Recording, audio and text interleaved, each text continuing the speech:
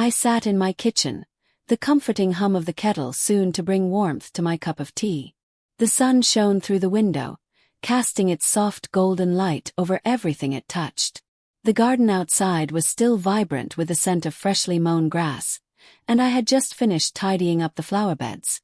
It was early morning, just the way I liked it, quiet and peaceful.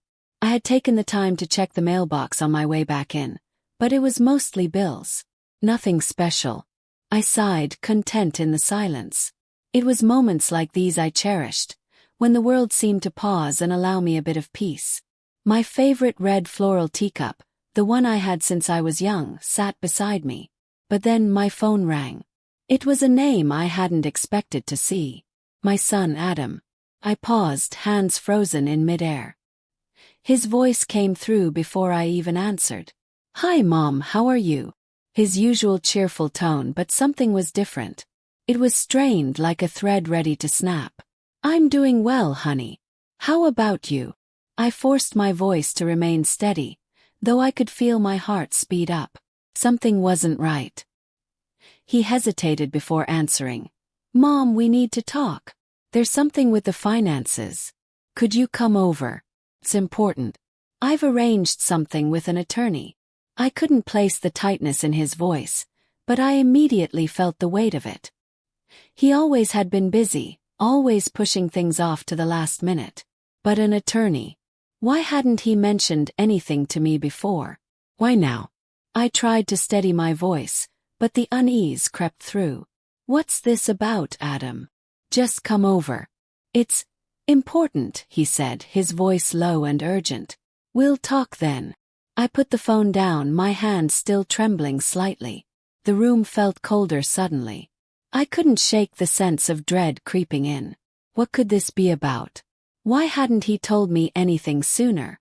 My mind raced as I quickly decided I'd go over to his place. I needed to know what was going on. I pulled on my favorite jacket, grabbed my purse, and checked to make sure I had everything I might need. It felt like an eternity as I drove, my thoughts running wild. My heart was heavy with anticipation. I had never known Adam to be so serious about something like this before. When I arrived, I saw him through the window. He stood at the door, smiling as usual, but his eyes, they weren't the same. They seemed hollow, distant. I swallowed hard and walked up to the door. He opened it with a quiet nod. "Come in, Mom," he said softly. I stepped inside, looking around. The apartment was neat, the kind of place I imagined him being content in. But the air felt off, like something had shifted. The warmth of his usual welcome was gone. "Sit down, Mom," he said, guiding me to the couch. "I'll explain everything." I sat, unsure of what to say. The words caught in my throat. What was going on? Why was he so different today? He sat across from me, nervously shuffling some papers. "Mom, I'm sorry to have to do this, but it's important.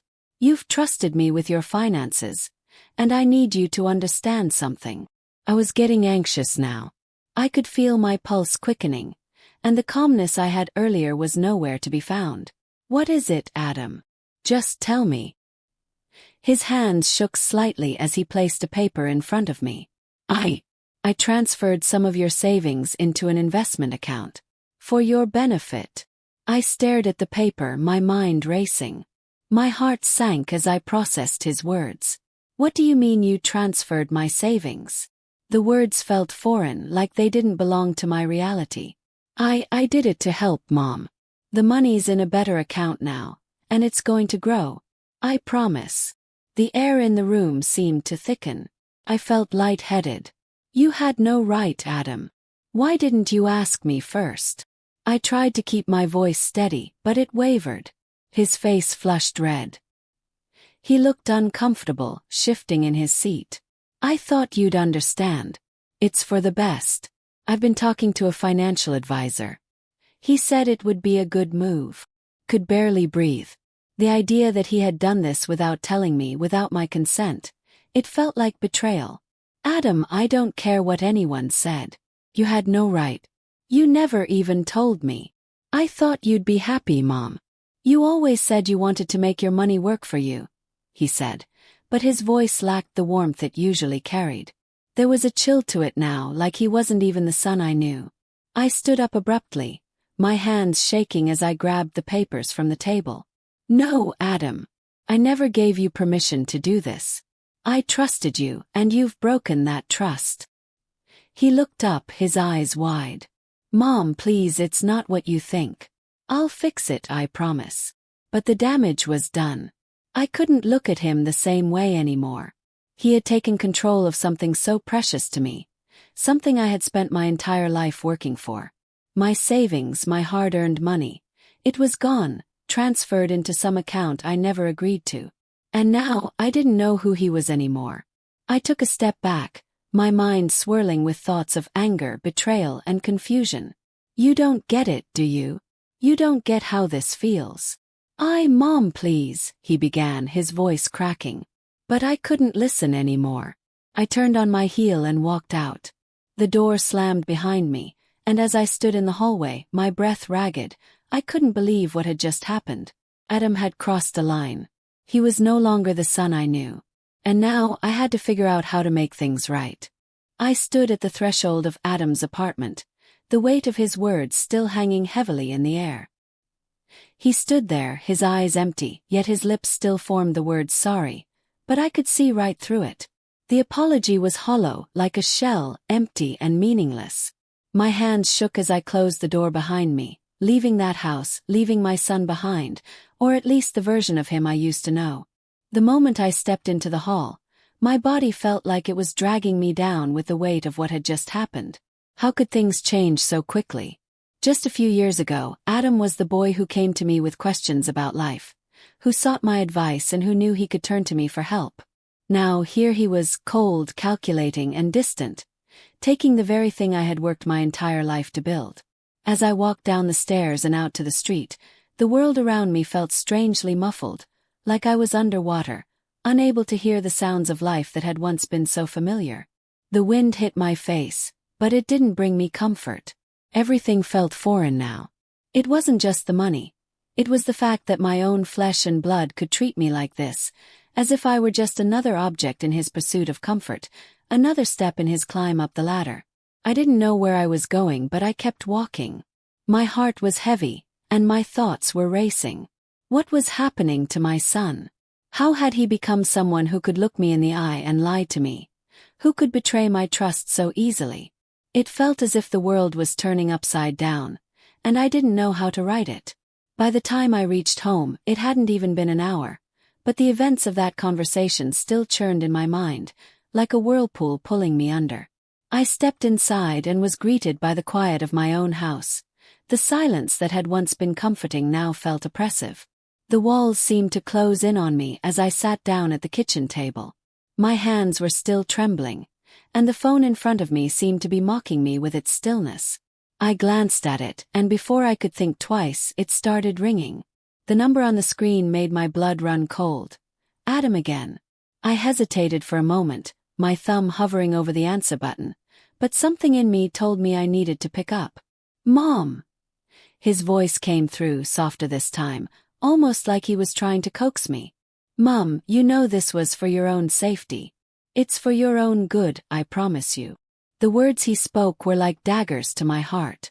He was trying to manipulate me again. He had already taken everything from me, but now he was trying to make me believe it was for my benefit, for my own safety. My mind spun, and I could feel the anger building up in my chest. I couldn't speak. I wanted to scream at him, tell him how wrong he was, how much he had hurt me. But no words came out. I was trapped in this suffocating fog of betrayal and disbelief. "I'll fix it, Mom. Just trust me," he continued, his voice shaking, trying to play the part of the concerned son. But I could see through it now. I could hear the lies beneath every word. He wasn't concerned for me. He was concerned for himself. I didn't respond. I just hung up, the sound of the dial tone ringing in my ears as I stared at the phone, my heart pounding in my chest. He didn't understand. He didn't get it. I could no longer afford to be passive. I had spent my life putting others first, bending over backward to make sure everyone else was comfortable, happy, and secure. But no more.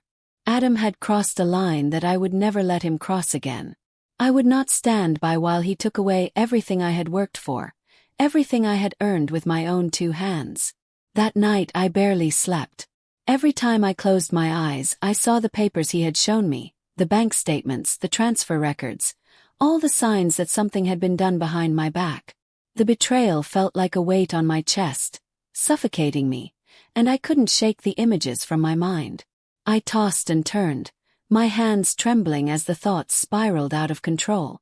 What if I couldn't undo what he had done? What if it was too late? I lay there, staring at the ceiling, too afraid to fall into a restless sleep. The hours dragged on, and my thoughts circled back to one thing: action. I had to act. I had to stop him before it was too late. Before the sun even came up, I was awake. The dark hours stretched out before me like an abyss, but I didn't falter. I gathered the documents, the ones that proved what Adam had done, the ones that had my signature forged, the ones that told the story of a son who had crossed every boundary. I was ready. I wouldn't let this continue. By the time the morning light began to filter through the curtains, I was on my way to the bank. I had made my decision. I was going to stop him. No one was going to take what I had left. Not even my own son. I stood at the door of the bank, taking a deep breath as I prepared to face the manager. The air felt thick with tension, but I didn't hesitate. I knew what had to be done. The moment I stepped inside and approached the counter, the bank employee smiled at me, a professional smile. But I wasn't here for pleasantries. I need to block all transactions related to my son, I said, my voice steady but firm. I want to freeze my accounts and cancel any and all access he has. The woman's eyes widened, clearly taken aback by my boldness. She tried to ask if I was sure if everything was okay, but I could already feel the strength within me building. This was no longer about my son or my money. It was about reclaiming my dignity. "I'm sure," I said, my voice unwavering. "Please do it now." She nodded slowly, typing away at her computer. I could feel the weight of the situation lifting off my shoulders, bit by bit. It wasn't just about the money, it was about me. It was about standing up for myself, about taking back control of my life. In what felt like an eternity, everything was frozen. The accounts were locked, the transfers stopped, and I knew, for the first time in weeks, that I had made the right decision. As I walked out of the bank, a sense of calm washed over me. The weight that had been pressing down on my chest had lifted. I wasn't the victim anymore. I wasn't helpless. I had taken a stand. And I would keep fighting for myself, for my future, and for the life I had earned. The days that followed were a blur, but not in the way they used to be. There was no comfort in the passing of time anymore. No warmth in the ordinary rhythm of my life. I tried to maintain the semblance of normalcy. Cooking dinner, cleaning the house, running errands, but every action felt hollow, as though I was moving through life as an observer rather than a participant. I couldn't escape the thought that something fundamental had shifted. The person I thought I knew, my own flesh and blood, had turned into someone I could no longer trust. It wasn't just the betrayal of money. It was the fact that Adam had erased the very essence of our relationship, and in doing so, he had erased part of me. The person who once adored the stories of my past, who cherished the lessons I had shared, now looked at me as nothing more than a financial asset, someone to manipulate and use to further his own comfort. I wasn't needed for my wisdom or my love. No, now I was simply a tool to be leveraged. My heart ached, not just from the betrayal, but from the realization that my son had discarded everything I had ever been to him. And so I carried on, though with less light in my heart. I continued with the mundane tasks of life, but inside, I felt like a different woman. A woman who had finally woken up, who had shed the quiet passivity that had defined me for so long. I wasn't the grandmother who would quietly accept her fate anymore. It had changed, and I was prepared to fight for my future, for the dignity I had lost. What hurt me most was not just the money. It was the way Adam had used me, and how I had become nothing more than a stepping stone in his eyes. This son of mine, the one who once asked me for advice, who came to me when he was troubled, had turned into someone who would push me aside, using me only as a means to an end. He had become so blinded by his own greed that he didn't care about the family, about the legacy we had built together. I wasn't a mother to him anymore. I was a bank account. That evening I made up my mind. It was time to know everything. I needed to understand what Adam had done with my money, and who else might be involved in this web of lies he had woven. I knew who I needed to call. Teresa. Teresa had been my lawyer for years. She had helped me with legal matters in the past, and I knew she could help me again now. She was the kind of woman who would stand by me, no matter how difficult the situation. And right now I needed her more than ever. I picked up the phone and dialed her number, taking a deep breath as it rang. The moment she answered, I felt a small sense of relief, like a lifeline had been thrown my way. Teresa, I need you to look into everything related to my accounts, especially concerning Adam. He's taken money, moved it around, and I don't know who this company is that he's involved with. I need you to check everything, I said, my voice steady, but a deep sense of unease gnawed at me. I'll get right on it, Teresa replied, her voice serious. I'll reach out to the bank and get the details. Don't worry. You'll have answers soon.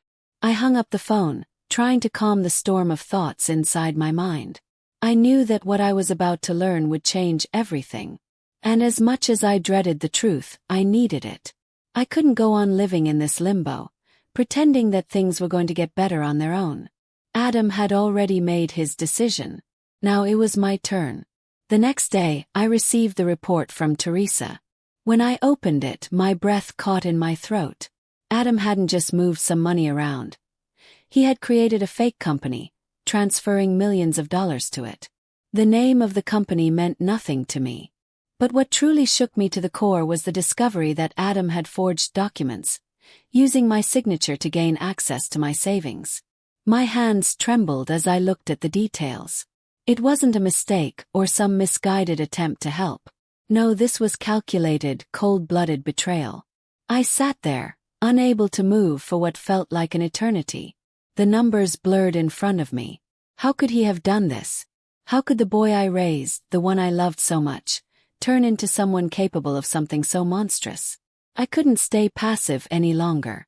I couldn't let him get away with this, no matter what. I had to act. And I had to act fast.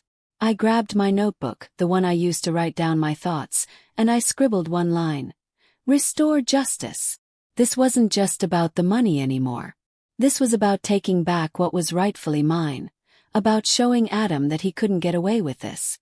He would learn the hard way that actions like his came with consequences.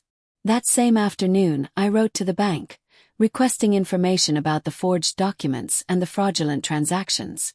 I needed the proof, the paper trail, so that I could take legal action. I knew that this would be a long and painful process, but I was ready. The following morning, I stood in front of the mirror, gathering my courage. I was going to court, and I would make sure I fought for my rights. Teresa had helped me prepare everything. She had gone through every document with me, ensuring that I had all the information I needed.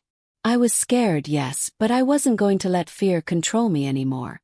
Adam had already taken enough from me. As I made my way to the courthouse, my mind raced with what could happen. Would anyone believe me? Would anyone see the son I had raised, the boy who had been everything to me, as the thief he had become? While I was preparing for the battle ahead, Adam began calling me again. This time he tried a different approach. He had realized I knew the truth, and now he was trying to manipulate me, to calm me down, to make it seem like everything could be fixed. "Mom, I promise this will all get sorted out," he said, his voice trying to sound comforting. "I just wanted to help you. You know I did this for your own safety. You don't have to worry." But I wasn't buying it anymore. "No, Adam," I said firmly, my voice not shaking for the first time in a long while. "You had no right to do this. You took what I earned with my own two hands. You're not my son anymore. And this is going to be your lesson." I hung up the phone before he could say anything else. The moment the line went dead, a small smile crept across my face. It wasn't a smile of happiness, but of satisfaction. I had taken the first step in regaining control of my life. I wasn't going to let him break me. And as I walked to the courthouse that day, I knew I was ready to face whatever came next. I had already made my decision.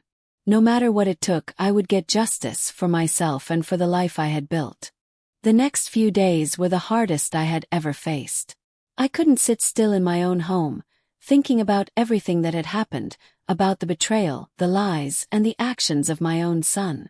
I wanted to escape, to run away from it all, but I knew I couldn't. This wasn't a nightmare that I could just wake up from.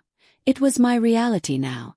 My own flesh and blood had turned into a stranger, someone I no longer recognized. The man who had once been my son, the one I had held in my arms, the one I had poured every ounce of my love and energy into, had become a different person.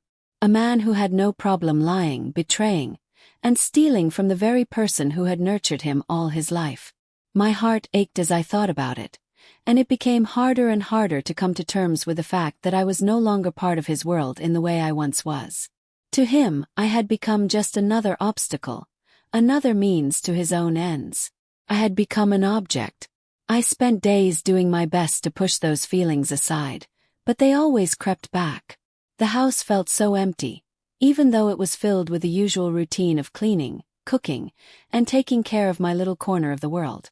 I couldn't help but think about how much time I had spent giving him everything, every sacrifice, every penny, every bit of love and care, only to have it all thrown away in an instant. It was as if the years I had spent shaping him, nurturing him, were worthless in the face of his greed. I sat in my favorite chair, staring out of the window at the autumn trees, their leaves starting to fall, just like my trust had. The seasons were changing, and so was I. I was no longer the woman who waited for life to happen. I had become someone different. Had to be. For my own survival. That morning, I gathered the documents Teresa had helped me obtain. As I held them in my hands, I couldn't stop my hands from shaking. They were proof of the lies, proof of the betrayal. As I flipped through the pages, those forged signatures, the transactions, the account details, I felt a strange mixture of sadness and determination. I couldn't stay in this place anymore. I couldn't allow myself to be a passive spectator in my own life.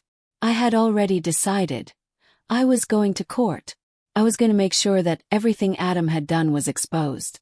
And I was going to make sure that he paid for his actions. This wasn't just about the money. This was about principle. It was about showing him that there were consequences to his actions, no matter how far he thought he could go. I wasn't going to let him get away with it. Every step I took toward the courthouse felt like a step closer to something I wasn't sure I was ready for. But I knew that if I didn't do this, I would regret it for the rest of my life. The silence that had once been a comfort was now deafening, and it was time to break it. Inside the courthouse I was nervous, but I couldn't let that stop me. Teresa was there, a steady presence by my side.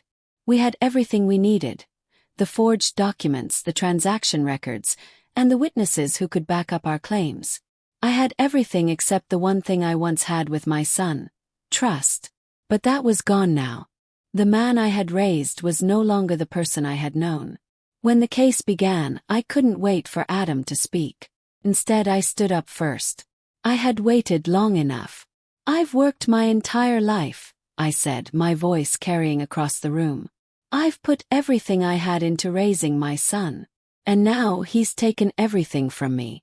He forged my signature, manipulated me, and stole my money. I trusted him, and he betrayed me. I don't deserve this. I deserve respect, not to be treated like a fool.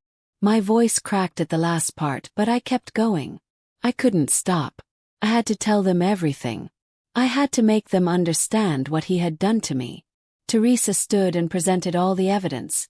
Every forged document, every illegal transfer, every false statement Adam had made. The experts confirmed what we already knew. The signatures were fakes. The money had been moved to accounts I had no knowledge of. It wasn't just a mistake. It was a calculated, deliberate crime. And Adam, sitting there in the courtroom, had nothing to say in his defense. I saw him glance at me, his face pale, his eyes wide. He was losing control, and for the first time, he realized it wasn't going to be easy to get out of this. I could feel the weight of the room on me, but I didn't back down. The judge, a man in his early 50s, listened intently, and I could see that even he was struck by the audacity of Adam's actions. I wasn't just telling my story. I was telling the story of every mother who had been manipulated, every woman who had been taken advantage of, and every person who had been hurt by those they trusted most. As the day wore on, it became clear. This wasn't going to be a simple case. Adam wasn't just some naive man who made a mistake. No, he had been careful, methodical. But he had underestimated me. He had underestimated the depth of a mother's love, and the lengths she would go to protect herself when pushed too far. At the end of the day, the court rendered its decision. Adam was ordered to return every penny he had taken. Not only that, but he was fined and barred from having any access to my financial accounts, my life savings. All of the fraudulent documents he had submitted were voided, and the court made it clear there would be no more games. His actions had consequences. As I walked out of the courthouse, a strange calm washed over me. The weight that had been pressing on my chest was gone. For the first time in days, I felt light. The air was different, like it had been purified. Could breathe again. And then, as I stepped down the courthouse stairs, I saw him. Adam stood there, trying to appear unaffected. But I saw the subtle tremble in his hands, the way he avoided my gaze. He was pretending it didn't matter, pretending that he wasn't shaken by the events of the day. But I knew better. He wasn't the man I thought I knew anymore. And I wasn't the woman who would stand by and let him take everything from me. As I turned to walk away, I felt a weight lift from my shoulders. I was free. Free from the manipulation. Free from the lies. Free to live the life I had earned, the life I deserved. After the court, something shifted in me. I felt the weight lifting from my shoulders, the tension that had been so tight around my chest for so long suddenly fading away. The world seemed brighter, the air seemed fresher, and for the first time in what felt like forever, I could breathe. I had been fighting for so long that I forgot what it was like to simply exist without fear. But now, it was like a heavy burden had been taken off my soul. Sometimes, it felt almost strange to feel alive again after such a battle. To have my voice heard, to know that I was not just some fragile woman waiting to wither away. No, I was someone with strength. Someone who had just proven that she could stand tall, even when her own son had tried to take everything from her. The victory wasn't just in the money I had reclaimed. It was in reclaiming myself, in finding my own voice again after years of silence. I returned home, and for the first time in ages, I opened the windows, letting the crisp autumn air flow through the house. The cool breeze was like a promise that things were changing, that I was changing. It wasn't just the season outside. It was my own season of renewal. I wasn't going to sit and wait for my children to decide what was best for me anymore. I wasn't going to hide away my own desires and dreams for their convenience. I had spent too many years doing that, and now it was time to reclaim my life. The first thing I did was call a real estate agent. The house that had once been filled with so many memories, the house that had seen so much sacrifice for the sake of others, was no longer the place for me. Every corner held a piece of the past, a part of the life I had tried to build for my children, but that life had slipped through my fingers. I wasn't going to let this house be a symbol of all that I had given up. It was time for something new. "Good morning, I'd like to sell my house and find a new one," I said into the phone, my voice firm and clear. "Of course, ma'am. We'll get started right away," came the agent's reply, and I could hear the slight surprise in his tone. It was like he was seeing me for the first time, not the frail, elderly woman most people assumed I was. No, I wasn't that woman anymore. I was changing. The decision to sell my house wasn't just about moving somewhere new. It was about moving on from the past. It was about leaving behind the version of myself that had always put others first, the version that never allowed herself to dream, to take risks, to claim what was rightfully hers.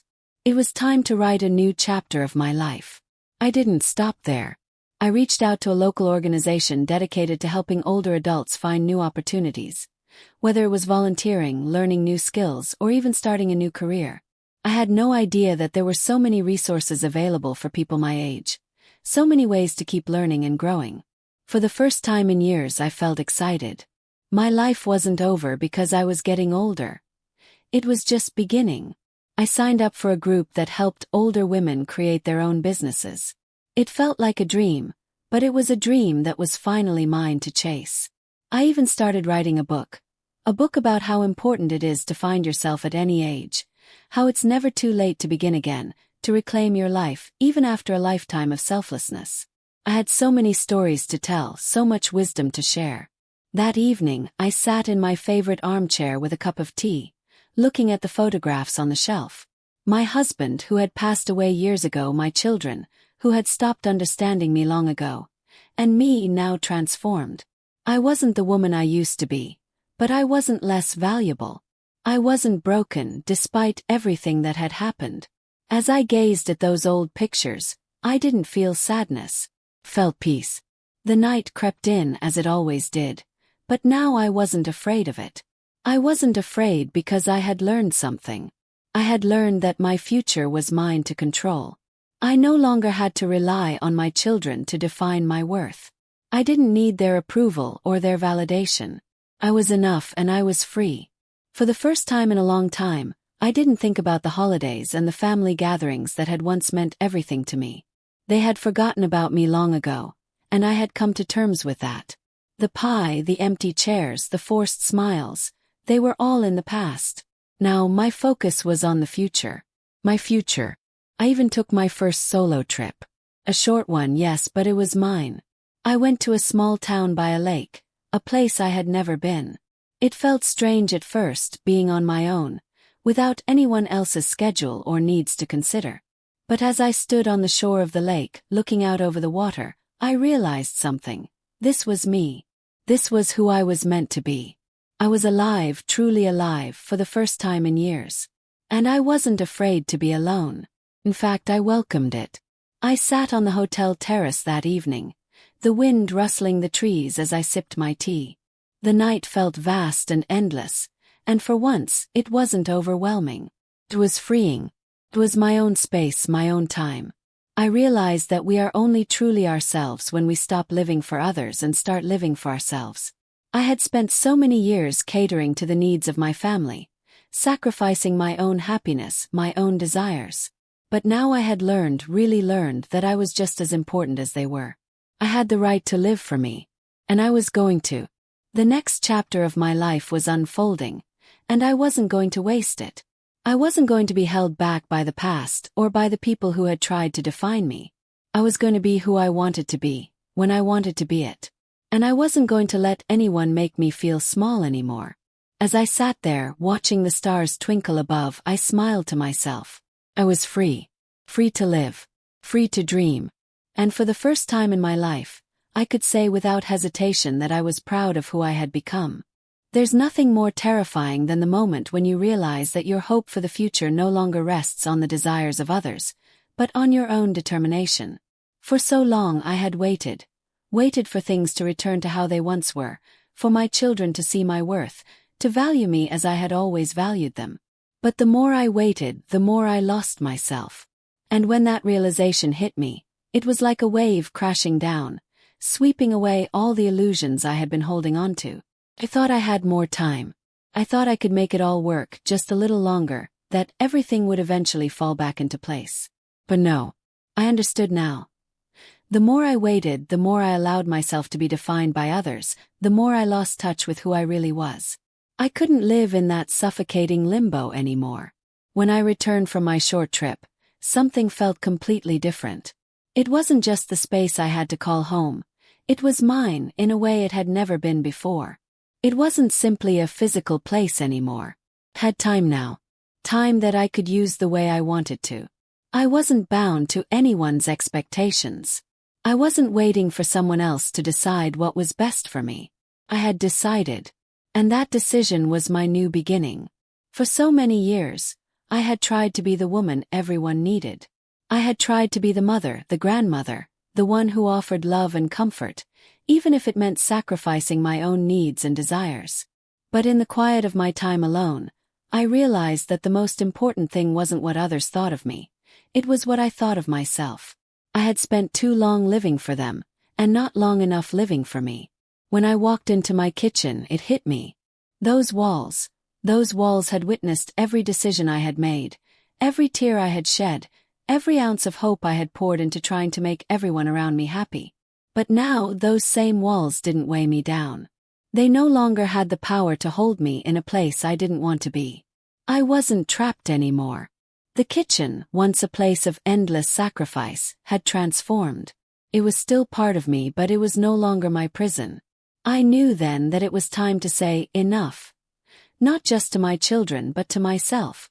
I had given up so much for so long, believing that the more I sacrificed, the more love and respect I would earn. But I had come to understand that my worth wasn't defined by how much I could give to others. It was defined by what I gave to myself. One of the hardest decisions I made was to sell the house. This place, my home, had been the center of so many memories. But it was no longer my sanctuary. It was filled with the echoes of a life I had outgrown. A life that had been built on giving everything to others, while leaving nothing for me. As I dialed the real estate agent's number, I felt a strange sense of liberation. I was ready to let go. "Good morning, I'd like to sell my house and find a new one," I told the agent. His response was polite, but there was a certain excitement in his voice. It was as if he could sense that I wasn't just an elderly woman looking to downsize. No, I was a woman taking charge of her life. I was ready to move forward. As the sale process began, I noticed something inside me shifting. I started to pay attention to the small details I had neglected for so long. I spent time drinking tea on the terrace in the early mornings, watching the sunrise, savoring the quiet moments that I had never had before. I began reading books again, watching old films, writing in my journal. My life, which had been filled with the needs and expectations of others, was now my own again. I could finally live for myself. But, as it often happens when you start living your life differently, your past doesn't want to let go. One afternoon my phone rang. It was Beth, my daughter. Her voice, usually so confident, was now soft and tentative. "Mom, I need to talk to you," she said. "I know this is hard, but we need to meet. I want to explain everything." Her words filled me with dread. She had always been the one to manipulate, to twist things until I felt guilty for standing up for myself. I knew this conversation wasn't going to be easy. But I also knew that I had to face it. I had to listen on my terms. I took a moment to compose myself before replying. "Come over, but I'll only listen. If you want to talk, you have to be honest." Few hours later she arrived. I watched as she entered, her eyes scanning the room, taking in the things that had once belonged to her, once felt familiar. But now I could see that they were no longer hers. The house, the life, everything was shifting, and so was she. She sat on the couch, her posture stiff as she began. "Mom, I've been really worried since you went to court. I know it was a big step for you, but we're family. We're supposed to be there for each other. And you just put everything in question." I listened, but her words no longer had the power to shake me. They were just words that tried to pull me back into the role I had outgrown. The role of the dutiful mother who always sacrificed herself for her children. But I wasn't that woman anymore. I couldn't be. "You don't understand, Beth," I said, my voice steady, unwavering. "You want me to go back to your rules, your conditions. But I can't. I won't." She was silent for a moment, and I could see the confusion in her eyes. She wasn't used to me standing up for myself. She wasn't used to seeing me as someone who had a life of her own, separate from hers. I had always been the one to give in, the one to forgive. But not anymore. "You don't understand, Mom," she said again, her voice softening. But I could hear the desperation in it. "No," I replied firmly. "You don't understand. You want me to be the person I was before, but I'm not her anymore. And I'm not going back." She approached me then, and for a brief moment I thought she might hug me. But it wasn't a hug of love. It was a hug of pity, of regret. And I didn't accept it. I didn't need her pity. I needed her to understand that I was done living for others. I was done being a pawn in their game. "I know what you're trying to do, Beth," I said, looking her in the eyes. "But it's too late. I'm moving forward. You can either come with me or you can stay behind. But I won't be held back anymore." And with those words, I felt a final sense of release. The chains were gone. I was free. The process of selling the house had taken several weeks, but when the money was in my hands and the documents were signed, I felt like a huge chapter in my life had closed. My house, which had once felt like an anchor tying me to my past, no longer held that power over me. It was as though a weight had lifted from my chest. I gathered the last of my belongings, handed over the keys to the agent, and left for my new home, a small apartment complex near the city, overlooking a tranquil lake. It was a quiet place, far from the noise and clamor of city life, a place where I could start a new chapter in my story. The move itself was a strange mix of relief and sorrow. It was easy in one way because I wasn't burdened by the past anymore. There were no more endless paperwork, no more worrying about financials or decisions made by others. But at the same time it was hard, leaving behind the walls that had witnessed so many memories, so many sacrifices. It was like leaving behind a piece of myself, a piece that had been defined by giving, by pleasing, by living for everyone else. As I unpacked the boxes in my new apartment, I carefully placed old photographs on the shelves. There was one of me and my late husband, one of my children when they were young, snapshots of joy, laughter, and moments of happiness.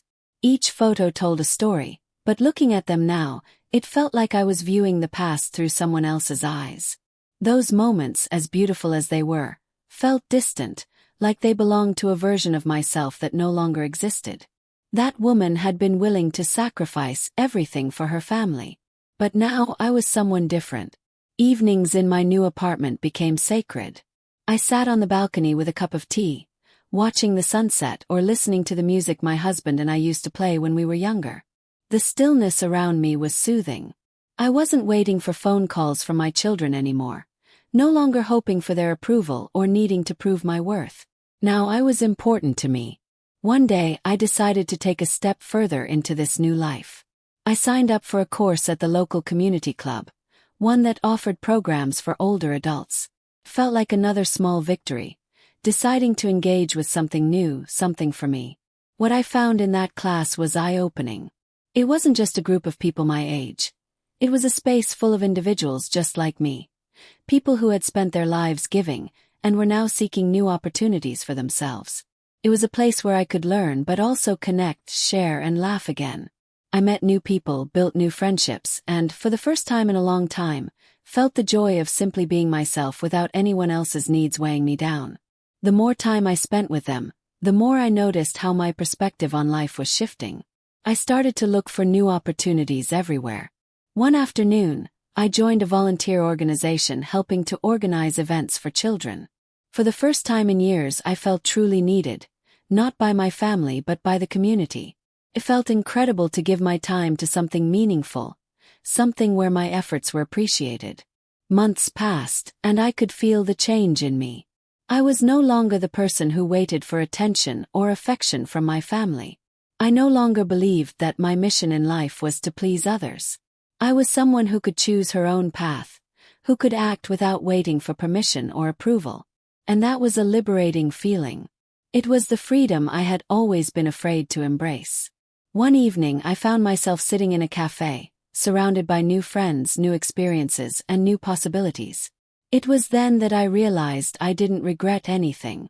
I didn't feel sorrow for the family I had left behind, nor for the life I had once lived. Yes, those years had been hard, years where I had said yes to everything and no to myself. But they had taught me something invaluable, that I could survive and thrive on my own terms. And now I was ready to move forward without hesitation, without compromise. That night I made a decision. The next years of my life would be for me. I wasn't going to wait for my children's calls anymore. I wasn't going to try to prove myself to them, to make myself essential in their lives. I was enough just as I was. Standing on the balcony of my new apartment, looking out over the city lights, I thought to myself, I won't be deceived again. This is my time. Time for me. In the quiet, under the vast night sky, I felt a deep sense of peace. It wasn't just the peace of solitude. It was the peace of self-acceptance. For the first time in my life, I was living for me. No longer was I waiting for others to validate my existence. I had learned, through pain and through years of self-sacrifice, that my value didn't come from how much I gave or how much I did for others. It came from how I saw myself. And for the first time, I could honestly say that I liked the woman I had become. The path ahead was still unknown, but I was no longer afraid to walk it alone. Every step I took felt lighter, more purposeful. My future was mine to create, and I was ready to embrace it fully.